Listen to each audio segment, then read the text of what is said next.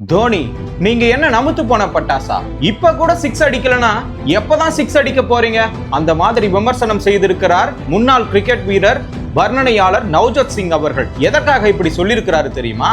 Delhi Capitals அணிக்கு எதிராக CSK அணி 184 ரன்கள் அடிக்க வேண்டும். அந்த சூழல்ல தோனி அவர்கள் ஆடிக்கொண்டிருக்கும் பொழுது ஓவருக்கு 12 ரன்கள் தேவை. அந்த நிலையில பவுண்டரியோ சிக்ஸரோ அடிக்காமல் ஒரு பக்கம் நோ பால் கூட கிடைத்தது, ஃப்ரீ ஹிட்டும் கிடைத்தது. அந்த ஃப்ரீ ஹிட்ல பாலை தவற விட்டு ஒரு பக்கம் டாட் ஆக்கினார். இந்த டாட்டை பார்த்த உடனே கமெண்ட்ரி செக்ஷன்ல இருந்த நவ்ஜோத் சிங் அவர்கள், இந்த பால சிக்ஸ் அடிக்கலனா எந்த பால தான் அடிக்க போறீங்கன்னு சொல்லிட்டு, தோனி ஒரு நமுத்து போன பட்டாசு போல, இனிமே அவரை நம்ப கூடாதுன்னு சொல்லிட்டு தகாத வார்த்தையை யூஸ் பண்ணிருக்கிறாரு. அவர் ஒண்ணு மட்டும் உண்மையா புரிஞ்சுக்கணும். இப்ப இருக்கக்கூடிய இளம் வீரர், அந்த அணியில இருக்கிறவங்களும் சரி, எதிரணியில இருக்கிறவங்களும் சரி, இப்பவும் தோனியை பார்த்தா பயம் தான். ஏன்னா தோனி அவர்களுக்கு ஈக்குவலா இன்னமும் விளையாடுறாரு. 43 வயசுலயும் வளைஞ்சு கீப்பிங் நிக்கிறாரு. 20 ஓவர், இதுவே போதும் அவர் நமுத்து போன பட்டாசு எல்லாம் கிடையாதுன்றதுக்கு. அதே மாதிரி இன்னும் சொல்ல போனா, அந்த வயசுல நீங்க என்ன பண்ணிருந்தீங்கன்னு நோட் பண்ணி பாருங்க.